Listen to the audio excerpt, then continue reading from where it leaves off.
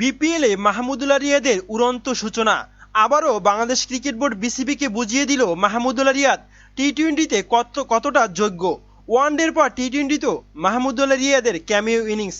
তামিমের পর রিয়াদের ক্যামিও বরিশালের উড়ন্ত সূচনা। বাংলাদেশ প্রিমিয়ার লিগের বিপিএলের দশম আসরে তৃতীয় ম্যাচে রংপুর রাইডার্সের বিপক্ষে জয়ের দেখা পেয়েছে ফরচুন বরিশাল। জয় সহজে দিনে সাকিব সোহানদের রংপুরকে 5 উইকেটে হারিয়েছে তামিম মুশফিকের রিয়াদের বরিশাল। বিস্তৃত থাকছে প্রতিবেদনে। হোম অফ ক্রিকেটে খ্যাত মিরপুর শেরেবাংলা জাতীয় ক্রিকেট স্টেডিয়ামে টস জিতে প্রথমে ফিল্ডিংয়ের সিদ্ধান্ত নেয় ফরচুন বরিশাল। তামিম ইকবাল, রনি তালুকদারের সাথে ইনিংসের সূচনায় নামেন বেডং কিং, যিনি ইনিংসের প্রথম বলেই গোল্ডেন ডাকের শিকার হন। ওয়ান ডাউনে নামা সাকিব আল হাসানকে রেখে দলীয় 14 রানে বিদায় নেন রনি। 7 বলে 5 রান, সাকিবও থিতু হতে পারেননি।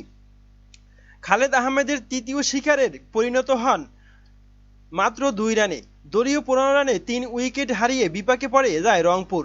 সেই দিকে শামীম হোসেন পাটোয়ারির এক প্রান্ত আগলে রেখে সচল রাখেন রানের চাকা। 33 বলে 34 রান করে বিদায় নেওয়ার আগে হাকান একটি 4 ও একটি ছক্কা।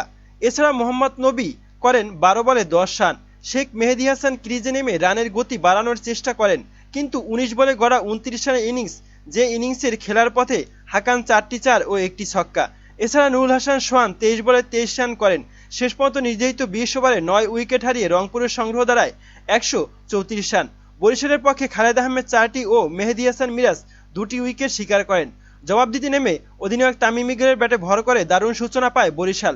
ইব্রাহিম জাদরান 16 বলে মাত্র 12 রান করলেও তামিম নিয়মিত বিরতিতে হাঁকাতে বাউন্ডারি 35 রান করে বিদায় নেওয়ার আগে 24 বলের মোকাবেলায় 5টি 4 ও একটি ছক্কা হাঁকান। আন্তর্জাতিক টি-20 থেকে অবসর নেওয়া তামিম তার বিদায়ের কিছুটা খেয়েই হারায় দল। সৌম্য সরকার 2 বলে ও 1, মেহেদী হাসান মিরাজ 18 বলে 20 রান করে বিদায় নেন। মুশফিকুর রহিম ক্রিজে থিতু হতেই সাকিব আল হাসানের শিকার হওয়ার আগে 26 রান করেন 27 বলে।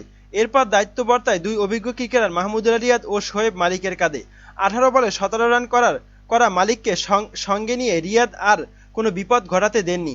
11 বলে 19 রানের ক্যামিও খেলে জোড়া ছক্কায় নিশ্চিত করেন দলের জয়। বরিশালের জয়ের বন্দরে পৌঁছায় 5 উইকেট ও 5 বল হাতে রেখেই রংপুরের পক্ষে সাকিব আল হাসান ও হাসান মুরাদ 2টি করে উইকেট শিকার করেন। প্রিয় দর্শক, মাহমুদুল্লাহ রিয়াদ টি-20তে কতটা সফল সেটা আবারও তিনি প্রমাণ করলেন। ওয়ানডেতে মান বাঁচিয়েছিল বাংলাদেশের হয়ে মাহমুদুল্লাহ রিয়াদ, এবার টি-20তেও তাকে যোগ্য বলে প্রমাণিত করার চেষ্টা করছেন তিনি। প্রিয় দর্শক, এবার তিনি কি টি-20 দলে জায়গা পাবেন? এ বিষয়ে আপনার মতামত কি জানাতে পারেন কমেন্ট বক্সে। ধন্যবাদ।